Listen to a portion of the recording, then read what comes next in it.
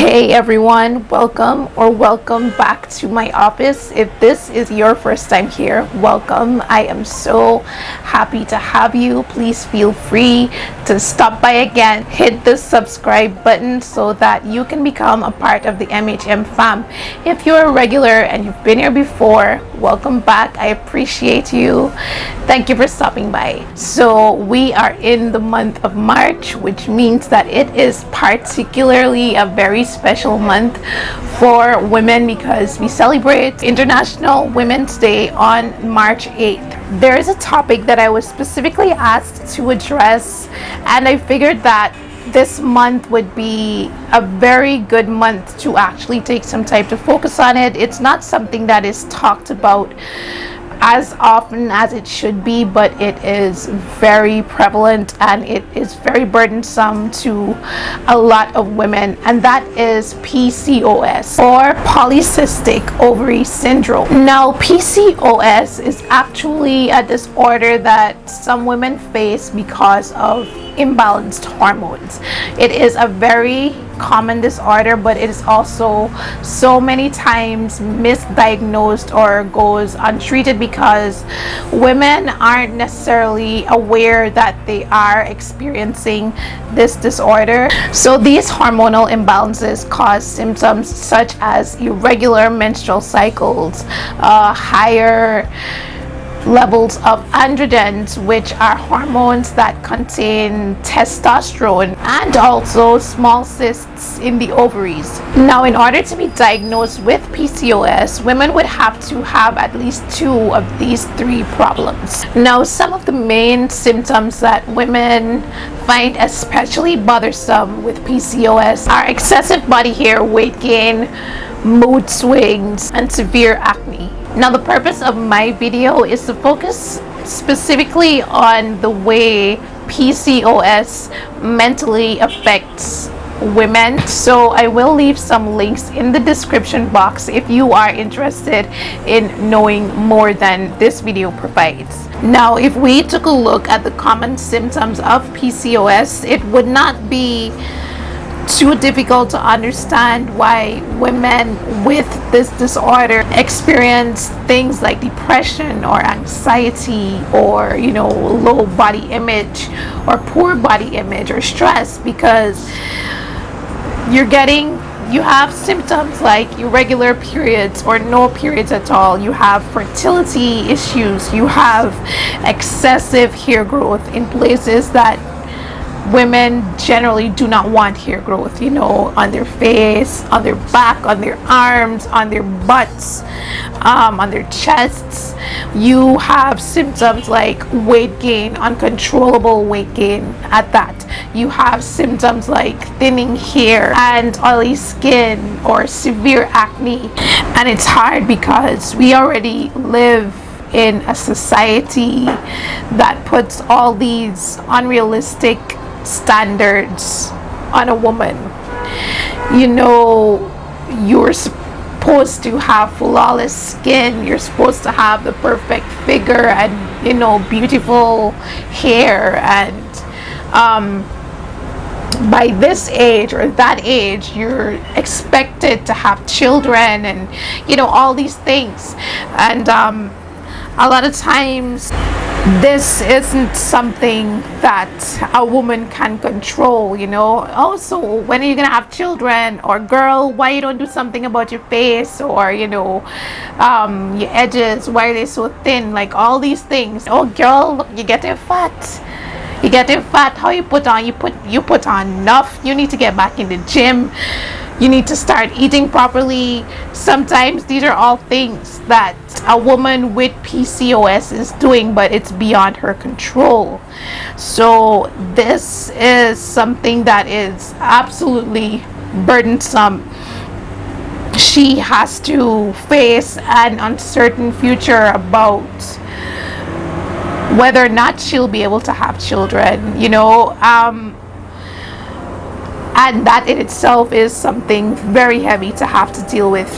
And the thing about PCOS is that there is actually to date no cure, because there is still a lot of questions surrounding why this even happens. There's still no direct answer to the cause of PCOS. So far, they know that things like heredity or excess insulin or excess androgen could play a part, but the main or direct cause as to why this happens is still something that is uncertain.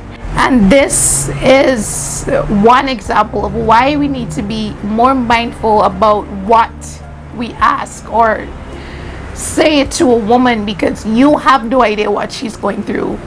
You have no idea if she doesn't have children yet because she can't have children. You have no idea if she has gained weight because she has no control over her weight gain. You have no idea if her skin looks bad because she has no control. It's not that she doesn't have the perfect skincare routine. It's not that she doesn't have a healthy diet. Sometimes women are trying their best to eat healthily, to work out, to ensure that their bodies are, encouraging fertility. Like, they're doing so much and you have no idea. And that's why it is so very important for you to be mindful of what you say to a woman.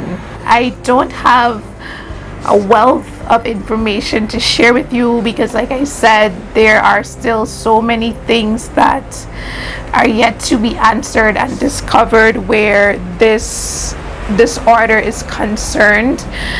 But advice, things that a woman can do if she's dealing with PCOS, especially if you're dealing with concerns like depression and anxiety and these sort of mental challenges.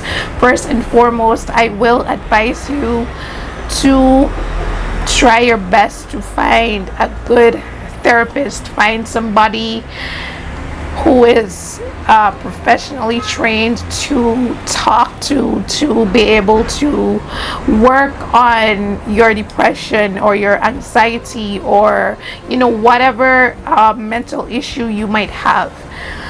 That is something that is very, very important. Do not count therapy out. All hope is definitely not lost, and even though it might not directly treat the problem, it will help to alleviate some of the challenges that you face. Another good recommendation is to lead an active lifestyle. Try to get as much exercise in as you possibly can, even if it's just 15 to 30 minutes a day. Just try to keep active, not necessarily just for the weight loss aspect, but just for your overall well-being. Being active helps you to feel better, not just physically but emotionally and psychologically as well. There are a lot of foods that are recommended for PCOS. I will also leave a link in the description box below to recipes and foods that you can try. Also, you can try things like journaling. You can try things like practicing positive affirmations, speaking positivity over your life. As difficult as it may be to see a positive outlook, try its best to speak life and positivity over yourself, instead of being so down and saying things like, oh, I can't lose weight regardless of how much I try. Say things like, I'm doing the best that I can, and I will continue to do the best that I can to take care of my body and achieve my goals. Even if you don't want to go to the extreme of saying I will lose weight, at least be positive. Remind yourself that you are doing the very best. Remind yourself that this really isn't your fault. You did not choose this, but you are doing the best that you can do. Also, try to get into a good self-care routine. Find things that you enjoy doing. I speak about this so much because self-care is absolutely important and necessary. So try to, find yourself a few things that help you feel good about yourself, things that you enjoy, healthy things that you can do to help you to enjoy life, enjoy all the moments of life. So that is it. That is all that I think I can cover. Be sure to check the links in the description box for more details on PCOS if you are interested, or if you are someone who is affected by it. Remember to subscribe if you haven't already. Thank you so much for watching, and to all the women out there, a very happy International Women's Day to you. Until next time, remember to become informed on the matters of mental health, because your mental health matters. See you next time.